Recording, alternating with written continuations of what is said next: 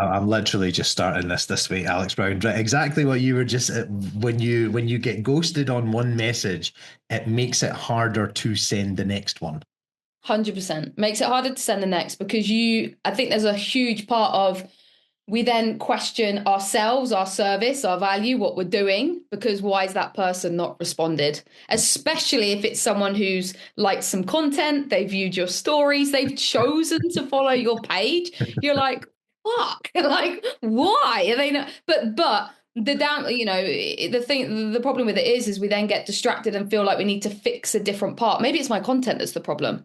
Do you know what I mean? Maybe it's the way I've positioned myself. Maybe it's the bio. Maybe it's the link. Maybe it's what's in my stories. So then we'll spend time not necessarily fixing something that isn't broken, but it's when actually what you said before that is we just need to stay with it. Just need to stay with it. Yes, we can tweak stuff. And I am massively, I have a huge thing against people just saying, just send more messages because there are elements. It's like, I'll always imagine it like a row of dominoes and there's something that's not quite close enough to the next one in order to get it to fall down. And it could be any number of things. But it could literally just be we just need to tweak that message a little bit and suddenly the responses are going to skyrocket. And that is, could you ask for a better intro to the podcast? So Yeah. gold standard fam, what is up? We're back for another episode, and as per your bunch of requests, you don't have Joe Penny this week talking just mad trash about stuff. We actually have Alex Brown, aka Alex Brown, the content builder, outreach and client acquisition expert. You're the person that my business coach uses. So if my business coach goes to you, then I think everybody else needs to hear what you've got to say. So Alex Brown, how the hell are you, mate? Mate, I am very good. What an introduction. Thank you so much.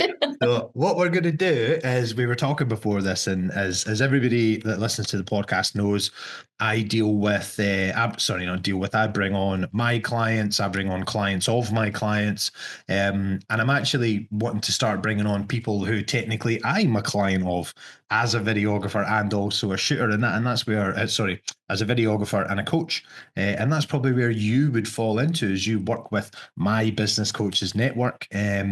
And I think that it's going to be interesting kind of poking you and prodding you. I don't want to turn it into, as I said before, just a kind of just ultimate free coaching, etc. I find a lot of people resonate with us more when we're talking about ourselves, where we came from, what our trip ups were at the start of business, how we overcame them, what we implemented to get to where we are. I know there's going to be a shed load of golden nuggets in there for you, and it is around one of the biggest kind of sticking points that we all have in business, which is outreach. And not even just outreach, but as we like to do in the gold standard, everybody that works with me knows that if you ask me one question, you're going to get an answer with 5 layers and 7 minutes of a voice note, because the reason you asked isn't the reason why you think you need to ask. There's actually 3 or 4, as you say, dominoes before the one that you think you need help with. And I think if we can go back into the layers of how we know we were affected from our anxieties and upsets and doubts about ourselves, and bashing our head against the wall for years before we just learned how to have conversations, then yeah, I think people are going to find a lot in that. So anyway, mate, give us a background on you. Bring us up to what has actually brought you to the game, where you've started, and then we'll kind of move into where you are just now. Yeah, no, 100%. So I've always been in the fitness industry. I was a PT at my local Pure Gym for a number of years. From doing that, I always had an interest in the marketing side of things. Obviously, with Pure Gym, you're there, you're connecting with people. Obviously, a lot of your marketing is done on the gym floor, but it was really an interest in the psychology behind it and why people made the decisions that they did, why people do things the way that they do. You're a button pusher. That's what it is. Yeah, Button, like a yeah. puppet on a string. Oh yes. Go. Okay. Well, I'll Interesting. go curious, curious in what people are doing. But 100%, it is one of the. And I think without going off on too much of a tangent with it, I think that's ultimately what marketing is. If you can literally understand why somebody does something, why somebody is potentially struggling with something, why somebody wants to achieve a certain outcome, and what they've tried before, why they've tried it that way, and why they think the way that they do, that is marketing 101. And I think a huge part of that then, without going too far forward, is ultimately in the conversations. Because if you can literally connect with somebody in there on a one-to-one basis, it's an absolute home run. It has become a lot harder now with conversations. I think a few years ago, you could literally just jump in, ask somebody what their goals are, and suddenly you'd sign up 3 clients off the back of it. It is a lot harder. A lot of your front-facing marketing when it comes to short-form content, stories, long-form content does a lot more of the work now. People are a lot more skeptical. And you framed it really well before, but ultimately, like, why should somebody respond to you in the DMs? That's ultimately what it comes down to. But yeah, so going back, so I was at Pure Gym. I was doing the classic teaching classes. Again, I was in the minority there because I loved it, whereas a lot of the PTs fucking hated it. They're like, oh, I don't want to teach classes. I was like, we're getting in front of people. So for me, it was marketing yourself, right? Then I kind of, it was the curious side of things. This is where online started to become more of a thing. And I'm like, oh, this is sick. Like, actually, that could be really cool. And I was on the gym floor. So I was doing my 15 hours a week. I was then coaching clients as well on the gym floor. Then I was like, actually, I want to give this online gig a go. So I literally went from 55 hours on the gym floor to in front of my laptop. 2 days, I fucking hated it. I could not. I was like, what is this? Like, what? I just needed that connection. I needed like people. Humans. I needed humans. Yeah. It was insane. But I gave it a go. I gave it 2 days, but I hated it. I made that decision pretty quick that I didn't enjoy it. So then we kind of went into a bit more of a hybrid thing. So I was like, right, I'm going to do group style classes, but with the online element. Because for me, it was like, actually, we can still get them the results side of things. But then again, when you've got a hybrid and you're not on a gym floor anymore, that's when social media comes into it. And ultimately you need to market yourself that way.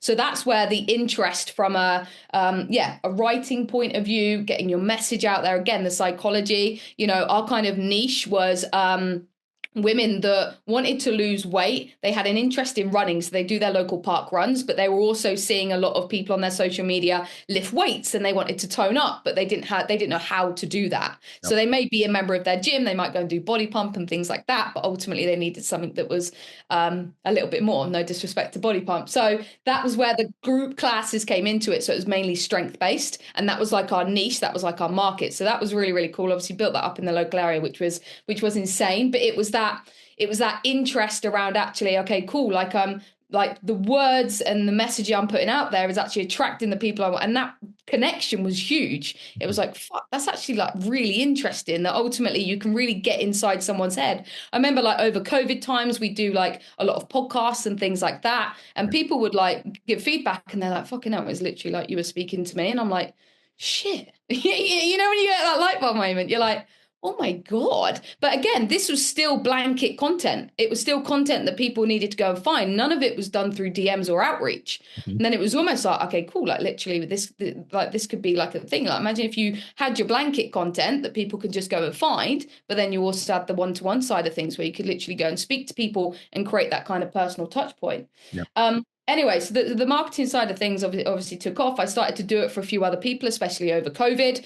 I worked with a few PTs that obviously the gym was shut. They then needed to put themselves online, didn't really know how to do it. So I'd like help them out with some content and things like that. This is a transition where the marketplace demands that we now need you to step into this role because attention, consumption, acquisition has now changed because of 100%. With diseases. Yeah. I use air quotes to say diseases. That's a whole other story. Okay, I hear you.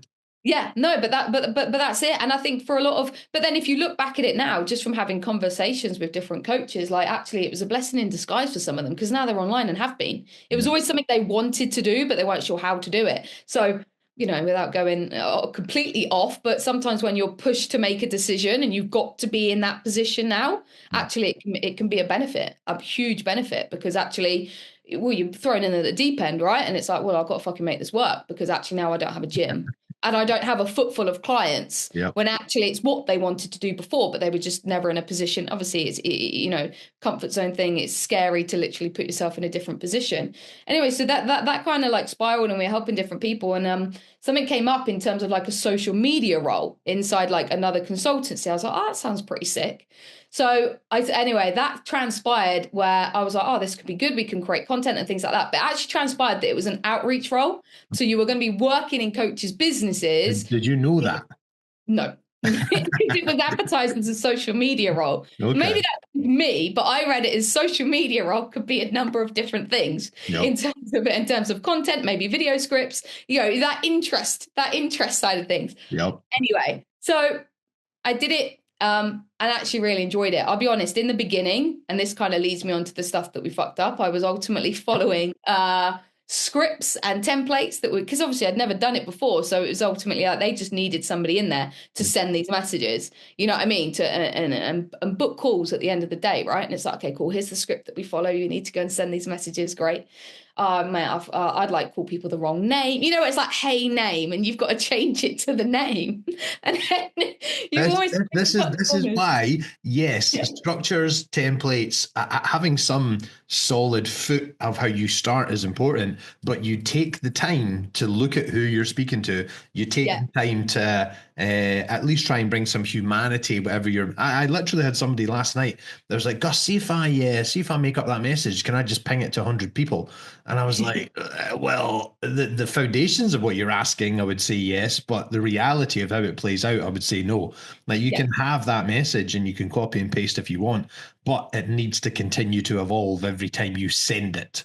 It's almost like I don't know, it's like a Pokemon. Like at the very, very start, you've got your base Pokemon, but the more people you speak to, your messages have to change, even though you're still following a structure. So yeah. Okay, I hear you. Yeah, it is one of the, and I'll tell you what, even now, like if I'm sending messages for other people now, or obviously I'm showing people and telling people how to do it, I highly recommend people use things like mate, dude, like chat, like things. It 100%. Just adds like exactly what you've just said. It adds that human element to it. So you know what I mean? And it's like, because actually whenever have we said, like, I didn't come on here and say like, hey Gus, like, how are you? Like that didn't happen.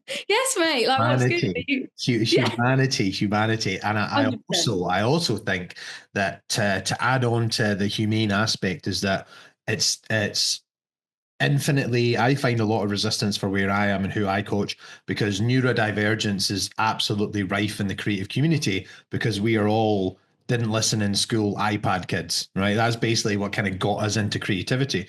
So the idea of having human interaction itself is a shitty panty moment, and being able to get away from having to sound robotic, being able to just bring a little bit more personality and humanity into it. Even that is a barrier in itself. Just trying to teach. This is what we do with the gold standard is like, guys, we're just trying to teach you how to be human first, how to do repetition second, and how to stick up for yourself third, how to bring structure fourth.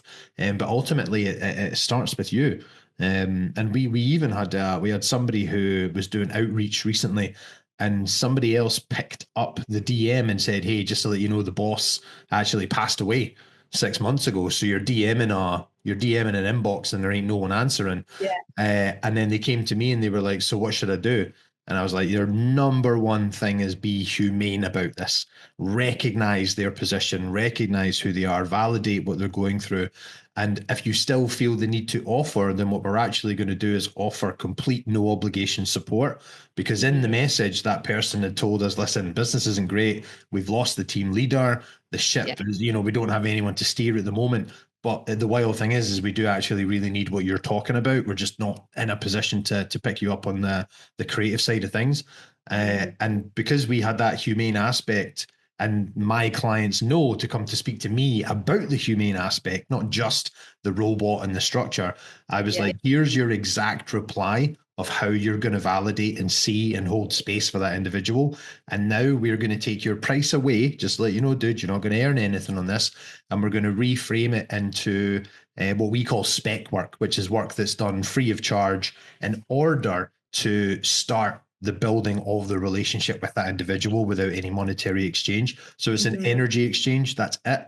And the client was like, mate, you blow me out of the water with that. Thank you so much. This is what we need at a time like this. Thank you for offering that. And I was like, fucking there you go, mate. 10 out of 10 for being a human. That's it. Just being a human. 100%. And this is why I've always been against like scripts and things like that. We can have templates and we Yep. can almost like stabilizers, you know what I mean, to start off with, because the best thing is ultimately when you start putting in the reps, you then just become comfortable and confident in the DMs. I think that's the thing, but we're so scared to put in the reps. We're never going to become confident with it. So then we're always going to feel like we need a template or a script to follow. And let's face it, we don't want to fuck it up. Like if you've got like somebody who's jumped in your DMs, like you want to get that conversation like fucking perfect. You know, you don't want like, you're like, you know, especially in the beginning where inbound leads maybe aren't a regular thing. And suddenly it's like, shit, my content's working. Like obviously something's happened. Like they messaged me. That's a good one for you. Exploitation versus exploration. Mm. And when your first days, you have this incessant back against the wall desperation where every single second and hour in time and DM needs to be exploited, which, Yeah. and I agree with that. I agree with that for your first 2 to 3 years. You don't have the luxury to explore. You don't necessarily have the luxury to have great big expansive conversations.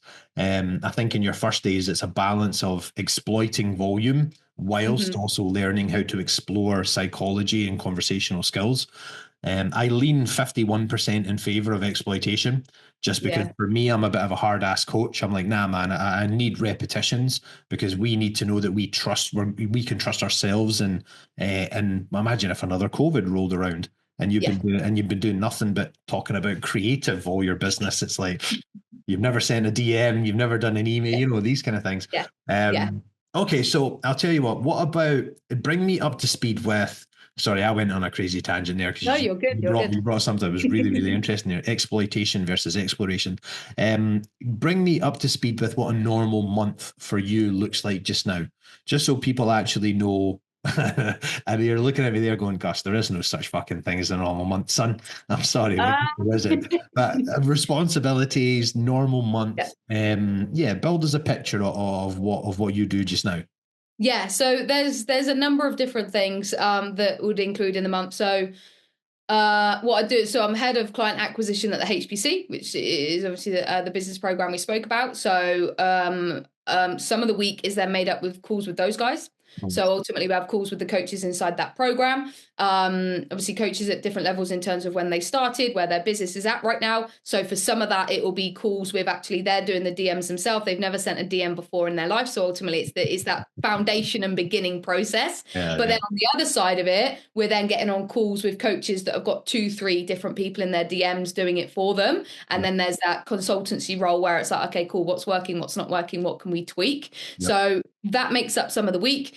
We also have our clients that I work with and I do the outreach for them. So actually we're in the DMs for them, booking in calls, et cetera, et cetera. Then we do like game plans and things like that. So from a marketing perspective. So again, it's that creative side. I always kind of say like from a business owner that a creativity inside is so important. So how can we utilize that as much as we can? It's like, well, sometimes I have calls with coaches and they're like, oh, you know, I'm just creating content. I was like, yeah, but are you enjoying it?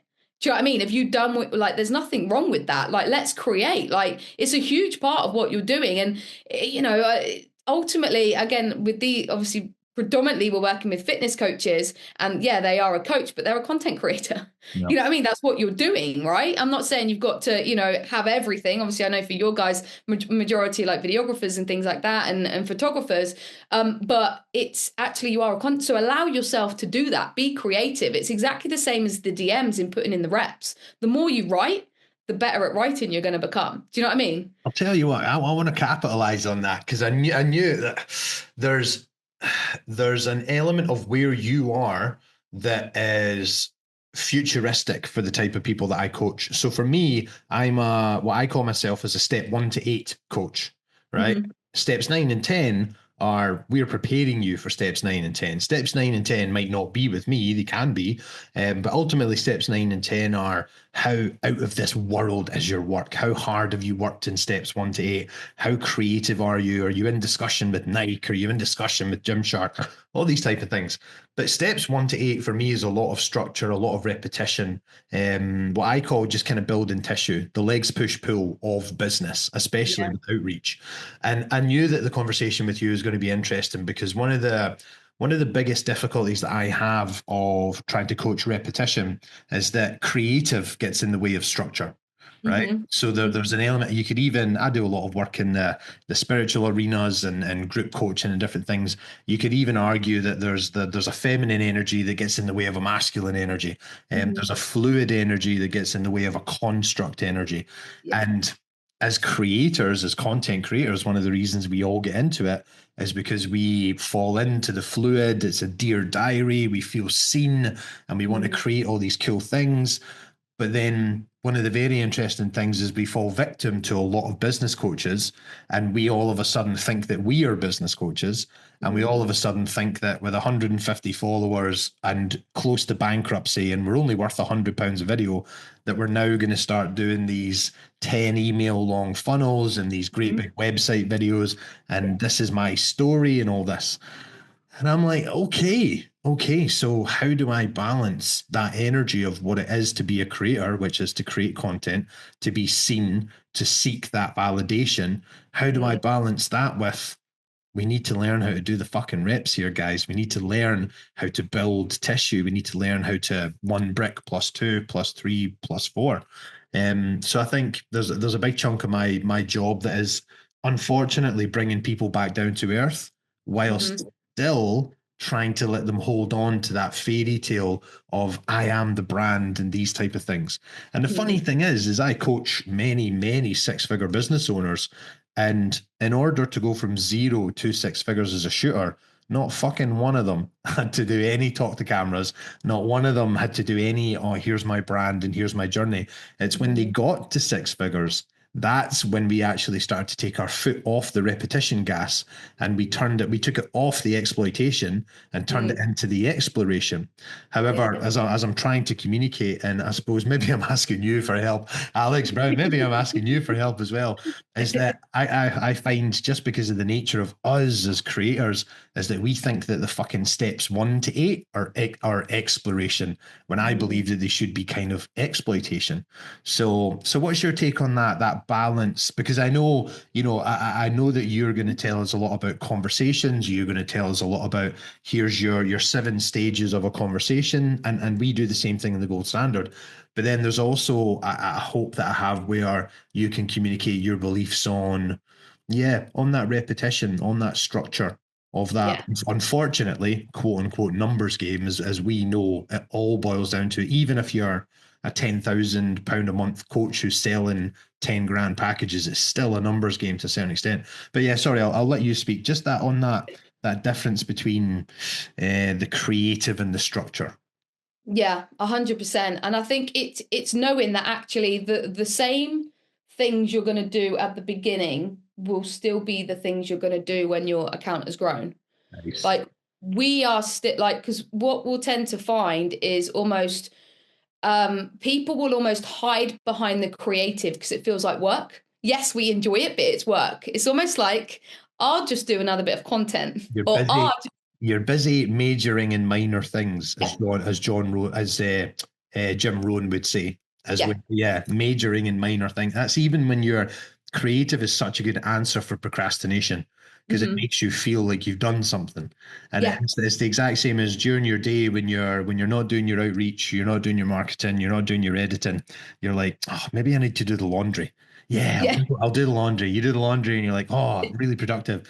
Oh, yeah, maybe I should go and rearrange my equipment and dust my lenses. Oh, yeah, really productive. yeah, Meanwhile, your responsibilities are yeah, still sitting there going, hold on, what's happened to us? So, yeah, sorry, that's a great way. The creative actually makes you feel busy. yeah. Actually makes you feel, yeah, interesting. Yeah. Wow. And And ultimately, you are then, like you've just said, you're ultimately just hiding from your to-do list. You're hiding from the little bits that you know you need to do. And it's So many of my clients are listening to this. yeah. You motherfucker.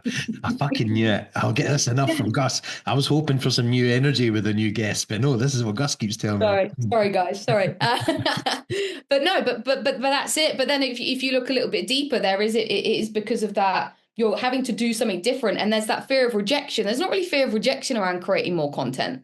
Do you know what I mean? There's not really, like, you can put out some content, you know, you're going to get some likes, you're going to get an instant reward. That's the thing with it as well. With conversations, you don't necessarily get that. You might get a response, but the reward from a piece of content is ultimately engagement, right? The reward from a conversation and starting it is potentially a client at the end, but that's not going to happen necessarily today. You'll have some conversations you've landed at the right fucking time and they're in. Yeah. You know, you've all had it, but ultimately you'll have clients that sign up and you look back and the initial time you start the conversation was 6 months ago, 12 months ago. And that's very difficult to build reps around because you know you're not going to get an instant payback on that day. And that's where we can then almost fall This is where inbound marketing helps nurture your leads. This is where a balance of inbound and outbound comes from, guys. Anyway, continue. Yeah. Sorry. No, but this is it, because then it all comes down to like evidence as well. So let's say you posted a bit of content and you got an inbound lead off the back of it. Yep. In our head, we're like, well, fuck it. I'll just do more content because I'm going to get more inbounds. Because that's the evidence we've got, right? That's what we've seen. That's the payback we've got. Yep. So then we'll sit there and we'll just create more content. But then obviously, you know, there's that argument where you're then just posting to post, you know what I mean? And then your message becomes a little bit diluted. You've strayed away from the fact of actually who you're trying to target. Yep. And it is difficult. So to go back to it, it's almost like, yes, creating content is part of your job. And yes, it's something you enjoy, but it can't be your whole job. Like, that's not what, you know what I mean? That's not your whole, it's part of your marketing strategy and only part of it. That one piece of content is only going to push somebody along. I'll always explain it to people almost like a conveyor belt. So the minute someone lands on your page, they're on that conveyor belt, right? So again, people are going to move quicker or slower along it, depending on how their buying behavior and how they consume content. And ultimately, when they get to the end, they're going to become a client. But we can't just rely on that, on the content, etc., because some people are going to need personal touch points. Some people are going to need more longer form content. So whether that's podcast, whether it's YouTube, whatever it is that your thing is. Again, everyone's different. And I think the hardest thing, especially if business is a little bit slower, a little bit tough, is reminding ourselves that there are people on that conveyor belt right now. There are people watching. Yeah, there is. There is just that element of time, but we don't know how long it's going to take. We can only do so much in our control. Our control is continue showing up. Yeah, we're going to have conversations with people. We're obviously not going to pepper them with message after message if they haven't responded, because then that's going to push them just further away.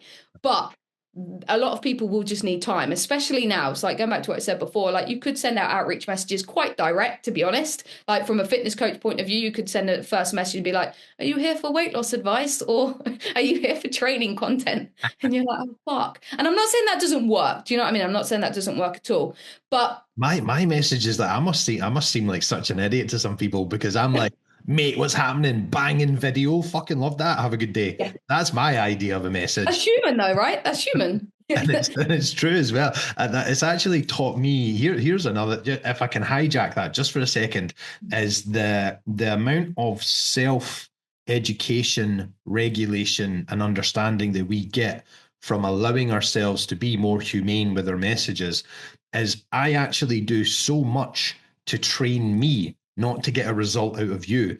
So I force myself to go through someone's entire Instagram way back to their first post to find something that I can resonate with, so I can actually send a genuine message. And I do that because it's almost like a form of, not meditation, but it's a form of self-regulation for me, to remind myself of, gosh, you're a human, that person's a human. Do yourself a favor and don't just spam. Do yourself a favor and actually give a fuck in that moment. Yeah. Do you need explain to me your fitness goals? Yeah. Thank you for the follow. Would you like to lose weight? I'm all right. Yeah. Or it's like, what's your goals for 2025? And they send it like April. It's like, fuck. Like, that might have worked first 2 weeks of January. Might. Oh, Might in capital letters. okay. But Okay, I'll tell you what. Actually, that continue what you're saying. And what we'll do is next up, I'm gonna poke and prod you a little bit for what you think would be kind of firstly the biggest mistakes and then biggest remedies, because we're moving nicely into what we think are good and bad initiations yeah, and DMs. So yeah, continue. yeah, Mate. Sorry, we'll talk about it. yeah. Yeah, no. I was just going to say, because as well, in terms of the DMs as well, that is someone's first one-to-one touch point with you.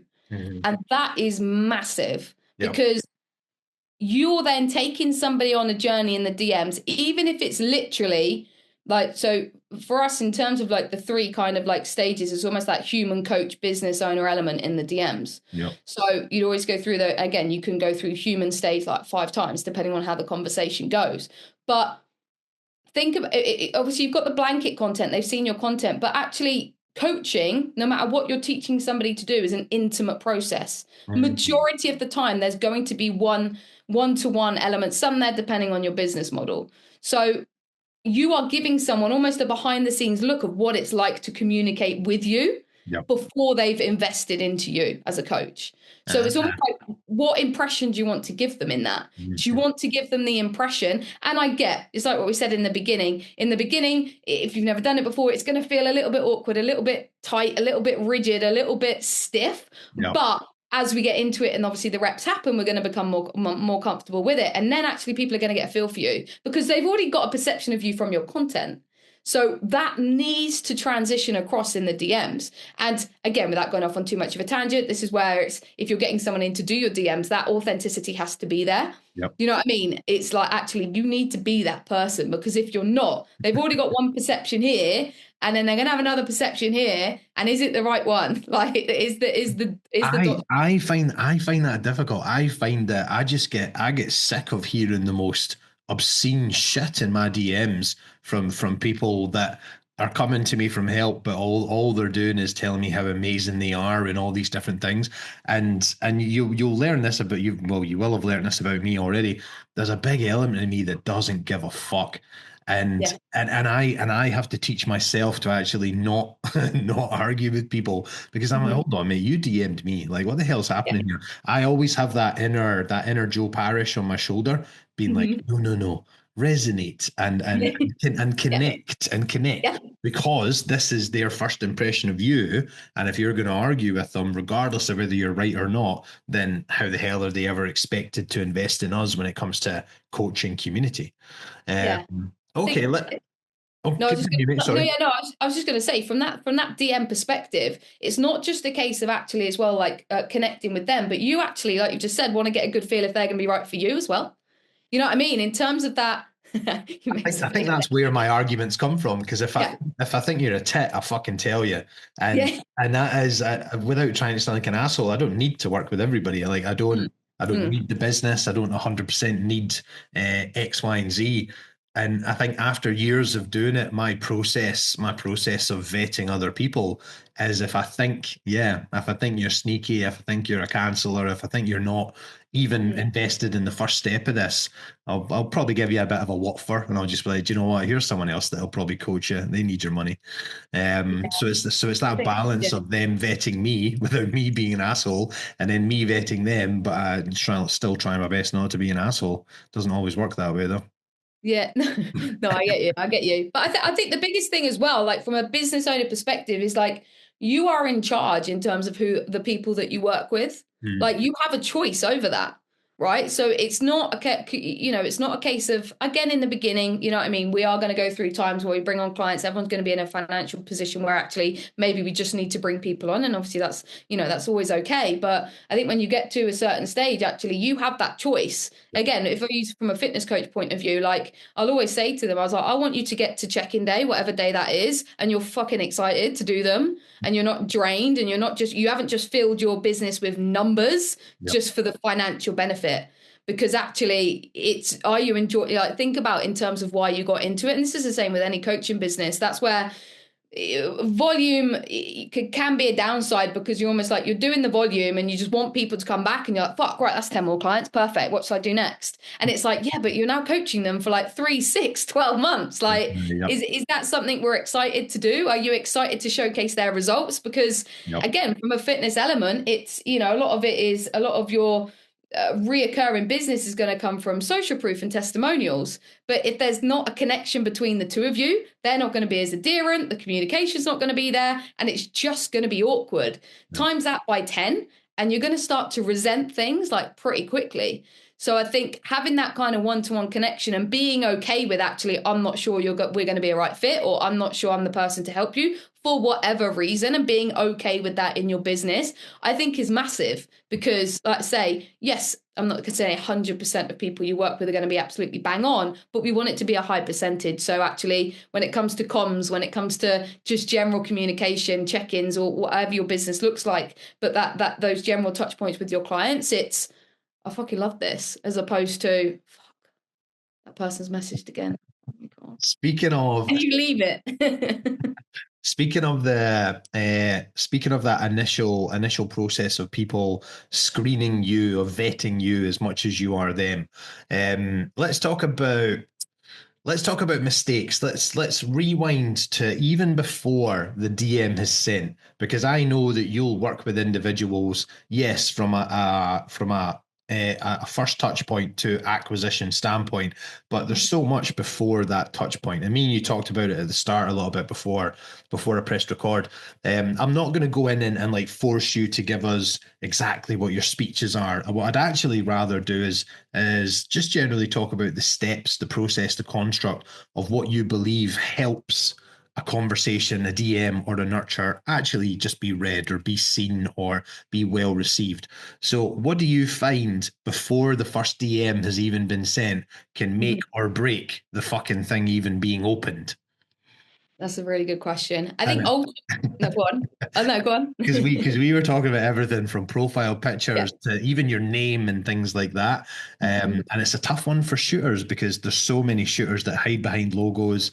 They've got quite aggressive names. There's so many shooters that this all started off as a hobby. So that there's a very hobbyist look to their grid. But then there's also the other side of the game where these shooters, they see coaches all day, every day. So what they do is they get themselves an arms folded profile picture with a blue background, and then they start talking about how they're specialists in marketing. And I'm like, dude, you're fucking £100 a video. What are you talking to? Like, let's scrap that and let's just be honest to where we are. Because then at least we might be seen for where we are and picked up at the start of the process, and we can grow instead of the whole fake it before you make it. So yeah, things you see before that first DM's even sent. Yeah, What could be holding people back in those first stages? I think the most important thing is, can actually somebody, first of all, does somebody know your name, for starters? So many kind of like pages, like we just don't know somebody, like you say, they're like, oh, it got this, like, I don't know, like next level training or whatever that looks like. But actually people connect with that. People connect with a face to begin with. They connect with the name. So actually when somebody initially goes onto your profile, are they going to feel like they know you? You know what I mean? Are they going to actually feel like they get it? Like, actually, this is a person. It's not, especially now. And I think it's more so B2B as opposed to B2C. People are going to assume that someone else is running the account. Like, so, you know what I mean? If you've got this like big setup, people want to connect with a person before they start connecting with, you know, people aren't going to connect with a logo. They're not going to connect with like a website. They're not going to connect with like, you know, a brand. They want to connect with a person because that's who they're going to be communicating with, right? So can people see who you are to begin with? And actually, can they get a feel for you as the person behind the business?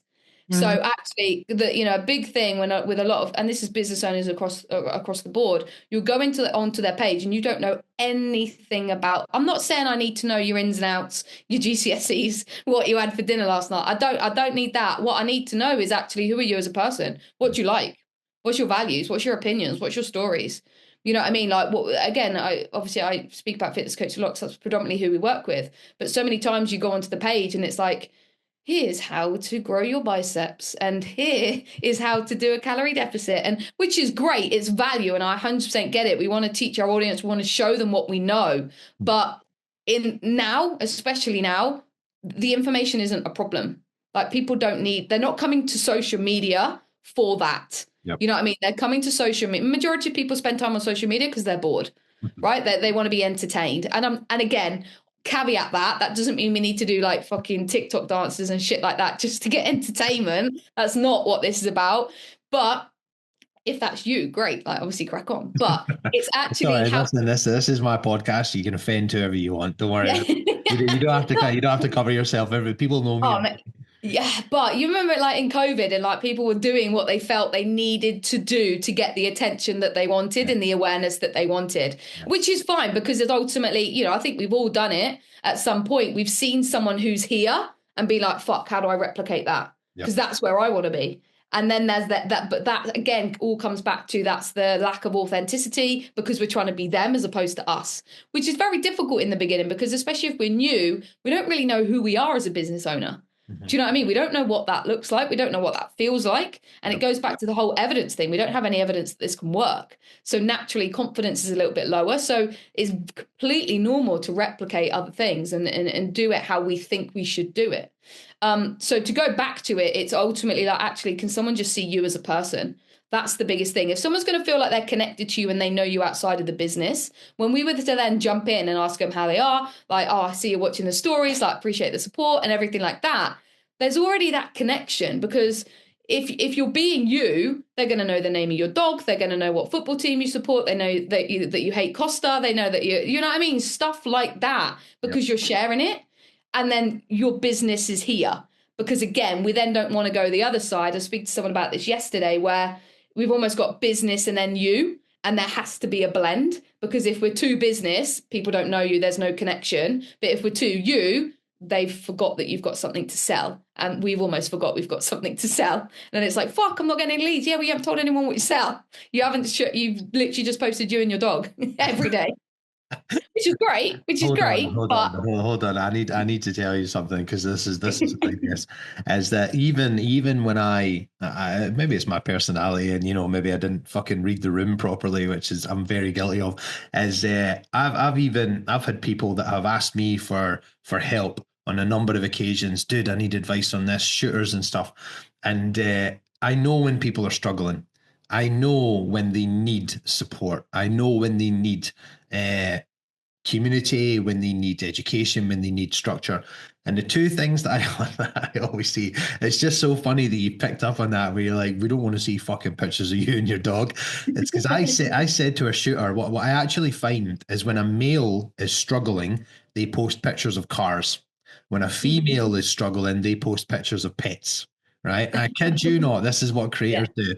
And I've actually had a few shooters who have said this before that have taken me really well, where I'm like, brother, listen, me and you have spoken for a few months now. It's been cool, but I see what you're posting. And between me and you, it tells me that you're not really where you want to be, dude. So do you want to talk about it just for 5 minutes? Like, no sell. Obviously, I've got support if you want to talk about it. But when you're posting your mate's fucking Mark III Golf at Tesco shopping centre, however, last week you were posting a CrossFitter, I can tell there's a little bit of lack of identity there, and you're probably struggling. You're just trying to do whatever you can. And when I say that to people, they're like, mate, I can't believe you've just been able to call that. Thank you. I appreciate it. Yeah, let's talk about it.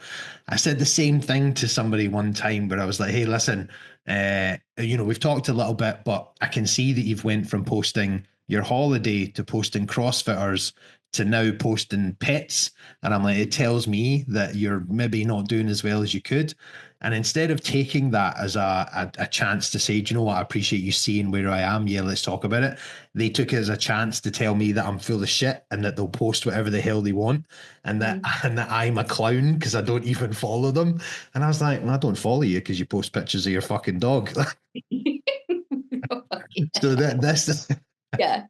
So exactly what you said, these habits that we have as individuals, is what we project is what people receive. And Hmm. I used to be on the too much business side.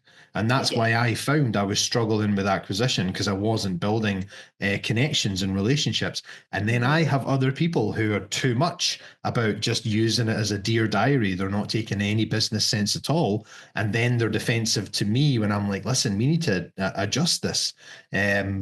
Yeah, I totally hear you. There needs to be that balance. What do you think? See, from a shooter's perspective of somebody that's in their first couple of years of being a shooter, let's just say their first 6 to 12 months, actually.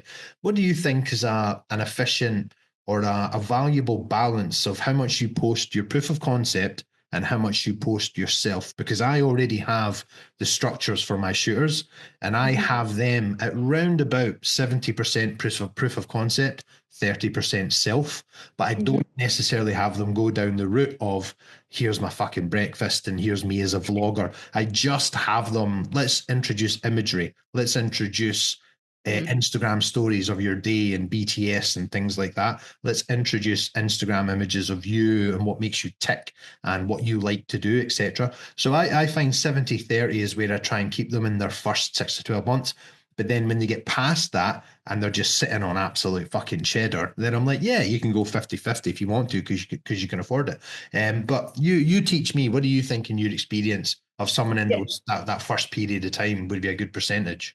Yeah, I think the biggest thing as well is, especially as you're trying to like build up your name and your authority in a certain space. Mm. Ultimately, we just need to see that you've worked with people, and we'll always recommend, especially in the beginning, just to work with a couple of people for free, just to get that kind of proof of concept, and just to get people to Yep. just have something to share from a documentation point of view, but also for someone to be like, yeah, fucking hell, they did. Because ultimately, you know what it's like. Like someone needs to, when there's something new, only someone else will only buy it if someone else does it first. Do you know what I mean? It's like Yeah, that kind of someone like, else has to be the yeah, practice. Yeah. it's like you do a post and you ask for a comment, you either get none or you get fucking 100 because somebody was waiting for the other person to do it, and then it just snowballs from there. But it's exactly the same when you're right at the beginning as well, because someone's like, oh, I don't know, Yep. maybe. You know Yep. what I mean? The offer can be sick, but it's like, well, no one else has tried it. I don't want to be the first one. You know what I mean? And then it's like, okay, cool. How can we just break down that barrier? So usually we take away the financial element of it, and this is obviously only in the beginning. We've lowered the barrier to entry obviously quite a lot. So actually getting them in just for you, and again, I think that type of positioning, especially in the beginning, it just gives you so many elements. It gives you confidence. It gives you some testimonials. It gives you actually fucking hell, do I even like this or not? Because I think that's the biggest thing sometimes as well. It's like, oh, I want to do this, this, and this. Cool. Have you worked with anyone like that? No.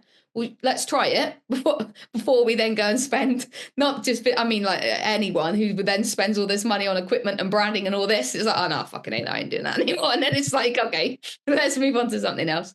But proof of concept is so important, and I think it goes back to what we said before in terms of just the trust in the market is so low, and I'd say that across the board, people literally want to see Oh, that's result after that's a result after good way of result. putting it. The trust in the marketplace is so low. Yeah. Yeah, Yeah. I think there's so many things out there. Everyone's always quick to share a horror story as opposed to a positive story, and you've only got to go on Instagram and someone's slagging off somebody about how much they invested in them. Yep. So it's actually people just need to see proof of concept, social proof, even if it is, you know what I mean. It doesn't have to, like, again, speaking about the fitness coaches, like we'll tell them it doesn't have to be this big before and after. You know what I mean? It's literally you just spoke to a client. What did they take off the back of the phone call you had with them? What did they take off that 1 minute voice note you sent them? Like that is the documentation. That's the snippets. And again, going back to the conveyor belt analogy, that's literally what's going to push somebody along. Fuck, they've done that. Fuck, they've done that. Fuck, they've done that. And that's what people need more of. They don't need, like, I'd say social proof. Yeah, 100% agree in terms of the you side of stuff. That goes way above any sort of value style post now. People don't want to be taught. It's like, cool, I know you as a person. I know you do this. I now just need to see who you've helped. And then it's like, actually, when we are quite clear on our niche and we're just showcasing how we've helped someone exactly like them reading it over and over and over and over and over again. And I think the thing in the beginning as well is it doesn't have to be, because I know we've had conversations with people where it's like, I don't have that many clients. I don't have that much social proof. It doesn't have to be different. Like I say, that documentation weekly, it can literally be Just over and over again. It's social rinse and proof. repeat. Yeah, Yeah. 100. I had this conversation last night on one of my group coaching sessions, where when I noticed somebody's kind of grid drying up, That's, you know, everything you don't post is a shoot that you don't get. And that doesn't mean that every time you do post, you're gonna acquire something, but it's an opportunity that you lose. And if I see someone's grid drying up, I'm like, yo, let's just reuse some shit. Let's go back to the content that you're proud of. Let's go back to the content that you've used previously. Let's archive it. Let's repost it with a complete new paragraph, a complete new write up. Tag everybody. Do an even better job of trying to get it out there. What you're saying there as well of when it comes to posting versus this is something that I go through with my guys in their early days, where I'm very conscious that I try not get them to act as if they know all about the value. And I try to, what you're saying, it's like no one wants to see all about keep talking about your value all the time. A lot of communication just actually needs to be honest and to the point, I think. So I try to get them not to act as if they're business coaches. I try to get them not to act as if they're constantly just going to act as if they know someone else's marketing plan better than they do. What I try to do is actually move them into product-based marketing, where it's actually like, hey, the shooters are just so varied these days that people don't even know half the products that you even offer. So how about we actually just state specifics so we're not wasting time? How about we create marketing around exactly what you offer, why you think someone's going to need it, and then that's it. Outside of that, all I need from you is proof of concept so that people constantly know that you are getting results. And then we save a little 20-30% left over for the proof of fucking you and who you are. Yeah. I think the logistic style content is so much more important now. People want to know Just what get it is. to the point. Yeah, get to the point. Like literally, people want to know what it is. They literally want to know what it is, because I think, especially like if they've tried something similar to you before, they're going to have a perception of what, like, again, fitness coaching. It's like, okay, cool, that's great. Like they see a testimonial, but if they've done something similar before, they're going to know that like in their head, well, I've got to do that to get that, and that was fucking horrendous, and I ain't doing that again, and off they go.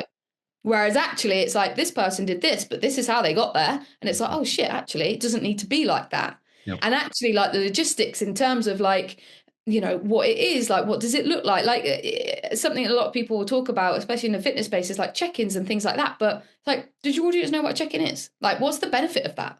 Yep. Like, but for when you're talking about it, it's obvious. It's like, well, I check in with my clients. So yeah, but why? Like, what is the benefit of them doing that? Oh, accountability, support, etc. Oh, great. That's what they need. They don't need a check-in. They want accountability. So actually, it's like showcasing the logistics of what it looks like, because then people can join the dots. And it's like, cool, exactly what you've just said.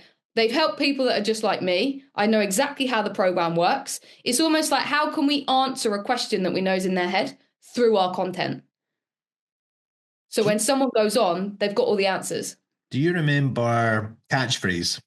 Yeah. This is probably before program. This is probably before many people watch. It's back. It's back. It's on TV now. It's not. It is. Stephen Mulhern presents it. Oh my God. Anyway, Catchphrase, the favorite catchphrase of Catchphrase is say what you see. Mm-hmm. And this is something that I try to drill into most of my clients, because they as we know they're going to, it's just that our nature is they tend to get anxious and overthink what their copy needs to be, what their marketing needs to be. And I'm like, guys, this is hilarious when you think about it. Shooters get paid by their clients to create their own marketing material using clients as models. I'm like, have you ever heard of anything more oxymoronic than that is now my marketing material and you just paid me £500 to create it? So all I need you to do is actually just post and say what you see. Just recap what the product, what the shoot was. Tell us what the energy was. Tell us why the client needed it. Tell us what you delivered, and tell them what the finished item or what the finished energy, the finished result was. If you can just do that, and it's already content you've been paid to create, you're not even marketing. You're just documenting shit that happened. Yeah. That's all you see. That I think is one of the biggest. This is a big transition I went through. Was realizing that documentation was one of the most important things. And I don't mean every creator's like, oh, document, so do vlogs. I'm like, no, not fucking vlogs. Just document your business. Yeah. That's it. Tell us Yeah. what you did, why you did it, why they needed it, what they got, and then move on to the next one.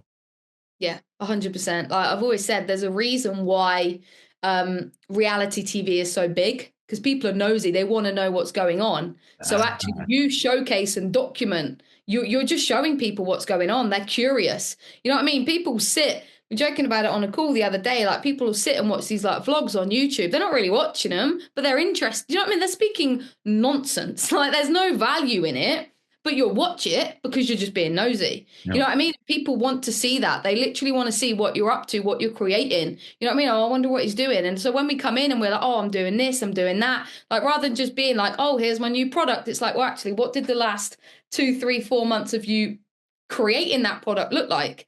Because for us, it's almost like, and I was definitely there as well in the beginning. It's again, when it comes down to like, if you're doing a shoot, for example, and it's just like saying what you see and just documenting that, sometimes we feel like it needs to be more because it's like, well, I'm only speaking about what I'm doing, but that's what people want, rather than being like, oh, I did, and I used this camera, and we did. The more can just be repetition. So Yeah, if you're looking to if we are looking, oh, I need to do more. You don't need to do more in depth. You can do more in width. yeah, And you can just simply increase your volume of what you're doing as long as you are following documentation, as long as you are following good energy, instead of going down a rabbit hole of thinking this one post that I'm going to do this month has to be an absolute ringer. It's like, yeah. nah, I'd rather you just had 10 that month that were actually good instead of one that was like what you think is industry leading. Yeah, Yeah. 100%. That's it. Because again, it's one of the like you've probably had it before, you know, where you create a bit of content and it's taking you like fucking hours to put together. And it's like absolute tumbleweed. And then you write one like while the kettle's boiling and it fucking bangs. And you're like, why is that happening? You're right. But And while the but kettle's obviously, boiling yeah. and it fucking bangs. There you go. Yeah, but again, it's that thing where actually did we well obviously was it timing, was it what, or actually did we just lower the pressure and actually we Oh, just put out what we were thinking? We yep. just put out what we thought, like something came into our head and we just kind of like got it out there. We didn't even give it another thought. We knew that actually that's come off the back of something maybe with a client. That's my opinion. Let's get it out into the world so they can see it. Because again, it's just another connection piece. So yeah, it is always the same. It does tend to happen like that. But I think, again, it's that psychology thing of looking actually, well, why? Usually it's because we've just not put everything into this one post. Like we see it now and it's like they've gone out and created like reels of all these different locations and scenes and it's great. But them, it's like the pressure that, fuck, well, that took me 10 hours. So I need to get a payback on it. Like I need to get something back on this because it's taken me so long. But then if it doesn't, exactly the same with the outreach. It's then like, fuck, I can't do that again tomorrow. And then the next day and the next day, because then that's all I'm doing. Yep. You know, so there is a balance with actually, and again, it's difficult. It is difficult, but it's being backing yourself with the content you're creating and knowing that it's going to make a difference to somebody when they read it. And they don't have to read it in that moment. Yep. Like you said, you can go back through someone's content. Someone will be watching, you know, people listening to now, there'll be somebody on your page right now watching your content. You know what I mean? And it's being okay that actually that's going to make a difference, whether it's inspired, whether it's giving a little bit of value, whether it's building a connection, whether it's motivating, whatever it's doing something. But when you start to be, without being dramatic, when you start to be at peace with that, yeah, but you can then just post content for fun and it's not taking you hours. Yep. Or you could just post the shit you've already created for your clients. Or this is it. We'll talk about like lead magnet. They pay you to create marketing content, and it Yeah. is the exact same marketing content that you need to use. Yeah, this is it. Yeah. It's there's so much to it. And I think everyone goes through those initial kind of like beginning stages. And again, I think when it comes to content, it's the fear of judgment and things like that. I mean, do you know what I mean? It's almost like, oh fuck, I'm going to put this out. Like my friends are going to take the piss. Like people are going to say something. Like, oh, I might not do that. But that's when we then hide behind a logo, right? Or hide behind like a banner, or hide behind the picture of your camera, or hide behind like the gym and things like that. But again, it's just buying psychology. Or you know, you've heard it all before. But people will buy from people, and they can't buy from somebody if they don't know them. So there has to get to a point where we're okay with posting us. And it will take time. It will take reps. It will take, you know, a lot of you like fucking like sat with your thumb over the post button being like, oh, should I do it? Should I do it? No, maybe I'll schedule it. Maybe I'll go back to it later. But when it goes out and you realize the world didn't end, then you can start to snowball it from there. So, what do you want to wrap up on, my friend? Considering everything that we've talked about, I'd probably give you a bit of a question. I would say in that case, what would you want to finish on that you think would be a little bit of an ultimate, a bit of advice on shooters that are in the first stages of acquisition, the first stages of bringing structure to showing proof of concept to having conversations? What would just be a final bit of advice that you would give to them? Yeah, I think one thing is accepting that there are, or realizing is probably the right word, that there are people on your wall right now that want what you have, but people don't like asking for help, no matter what industry you're in. Do you know what I mean? It's where as soon as we ask for help, we're showing a bit of vulnerability, and some people don't like to do that. So that's why going to them, or at least creating opportunities for people to put their hand up, is so powerful. I think sometimes we can wait for people to come to us, whether that's an ego thing, whether that's it worked before thing.